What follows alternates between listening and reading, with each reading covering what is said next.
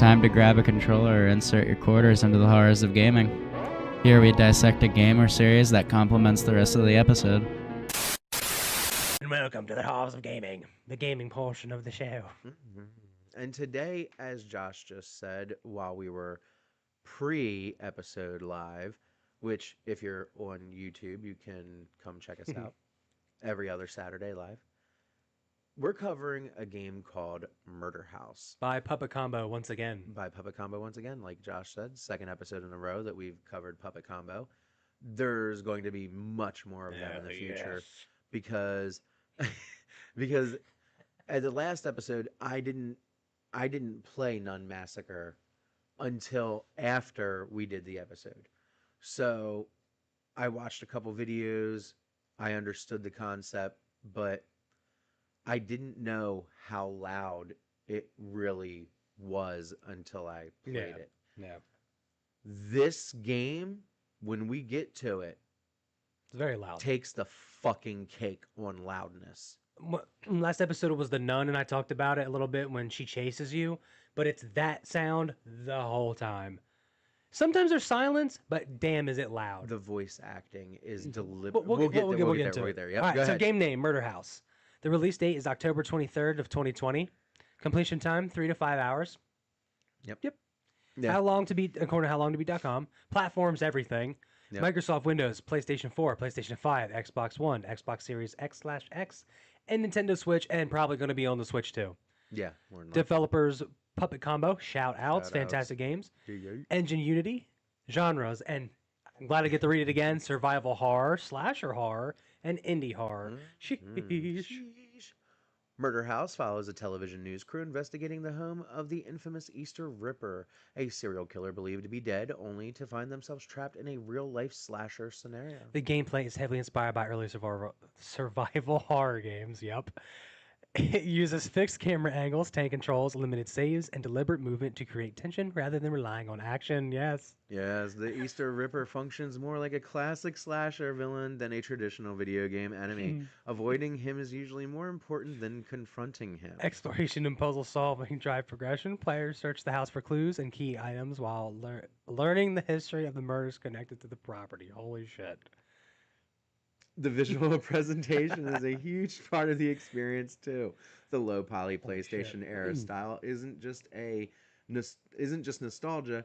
It helps create uncertainty because environments are less visually readable than modern horror games. And the game's pacing mirrors an 80s slasher film. It starts with investigation to build up before transitioning to a chase and survival scenario once the killer becomes active. What stands out is how committed it is to that VHS era horror identity, whether it's good or bad. Almost every mechanic supports the feeling that you're playing through a lost slasher movie from the 1980s. Murder House combines classic survival horror mechanics with slasher film structure using retro presentation, limited resources, and relentless pursuit to recreate the tension of an interactive VHS horror movie. Era thing. Man, you lost every bit of gumption at the end there, dude. I'm so gone. Okay, well then we'll try to Oh no, bro, listen. Again, old school Resident Evil fan here, bro. Yeah, You dude, give me this some is- tank controls once again. Love it. I love the camera angles too, like not necessarily to where it's over the shoulder. I do like it where it's like from different angles. Or if you're walking to a hallway and there's another one to like your left, it shows it from that way, but you're still facing the same way. It's never always in front of you or behind you. It gives you, of course, the PlayStation 1 feel.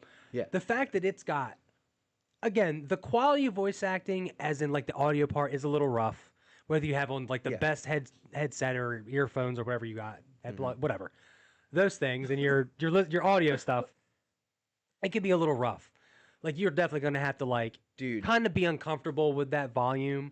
the voice acting saying this all the time is Right. really fucking like. I do like the plot though. Oh, like yeah, the plot's great. Okay, spoilers for this game. If you've never played it, it is worth playing. Yeah, absolutely worth playing. It is the killer is more of the revenge of his brother took the fall. That's why he's in prison. This dude was trying to live like a clean life after that. Yep. But they were literally shitting on his brother. So he was like, "Fuck it, I'm gonna start killing him again." Fuck it. Yeah. So that's kind of like the big reveal at the end. Yeah. There's another ending where it's more like it's like Scream 3, I think, or Yes. whichever one is where it's technically a movie Yes. and it's not Scream 4. it's not a video. Okay, Scream 4. So technically there's two endings. Yeah. But the main one is a little bit more of the reveal of there's two killers but there's not. Just the one brother took the blame. Yes. And when the beginning actually takes place in a mall where you're like a little kid that's running from the Easter Ripper, right? Yeah. So you kind of go through this creepy ass mall, you're hiding in like not porta potties, in like the bathrooms of like this mall. And then it kind of does like a jump scare to a title card. Shout out to Dead Meat. Shout out to Dead Then it gets into like the news crew that shows up. So it almost feels like a Gail Weathers, I forget what her name is in Scream, but like the news reporter showing up and them kind of having like a good chemistry of feeling like not just friends through employment, but actual friends that work together. So it was kind of cool to like kind of get this like news scoop that turned bad. It just so happened that their cameraman is the fucking psychopath and the killer. Yeah. So and it's kind of cool to see like for a low poly game to have like so much environment where you can go outside of the house. You're not necessarily stuck in just like the floors and you're going from room to room Yeah. solving puzzles like a Resident Evil or Silent Hill. Yeah. So even for like the low poly games, you can kind of explore and you actually have to put some thought into solving these puzzles. It's not just like And your hands held and it's a very easy guiding game. and especially because it's PS1 graphics, everything looks muddy. Yeah. Yeah. So and you're in a dilapidated fucking house. It's really hard in some spots to see some of the things you're doing. But it's also really cool because like you said, it adds to that ambiance. You never know when the fuck things are gonna happen. Yeah. And it's just like once you solve a puzzle, you're like, Jesus fucking Christ. Because it really does chase you the whole time. It's like Nemesis from Resident Evil. It is like he doesn't Nemesis stop. He doesn't stop. Fuck, I'm forgetting the point I was gonna make. Fuck. No, My bad. it's no. I'm You're sorry. good. No, you didn't cut me off. No.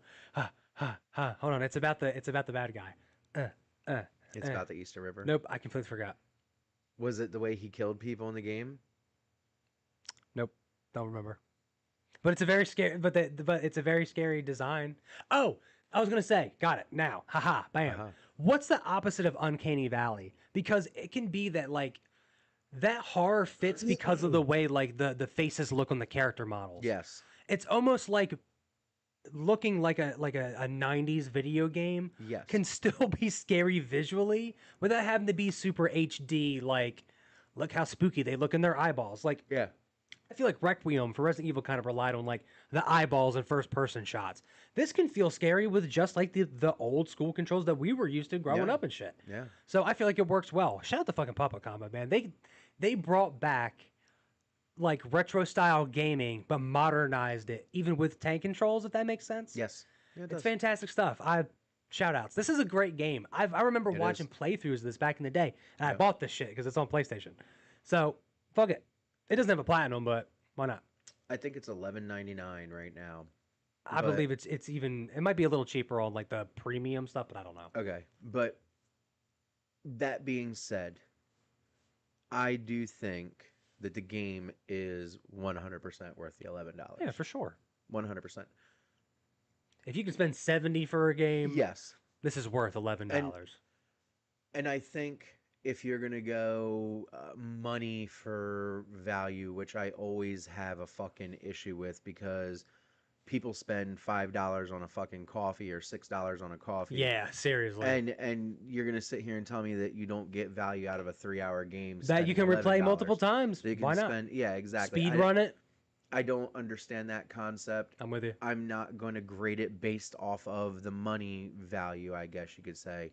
But I mean, the entertainment value, but I will say that even for that 3 to 5 hours, that $11 is absolutely worth the fucking money. It's absolutely worth the money. I in think my we opinion. want to include what our max price would be. I think I'd spend 20 to 25 on it. I think it's worth it to support them to make more. Yeah, and that's a very early game in Puppet Combo Yes. compared to like more recent things. Yes, I think the max I would spend would be 20 for it because I do feel like there's got to be a point where money and entertainment does, coexist.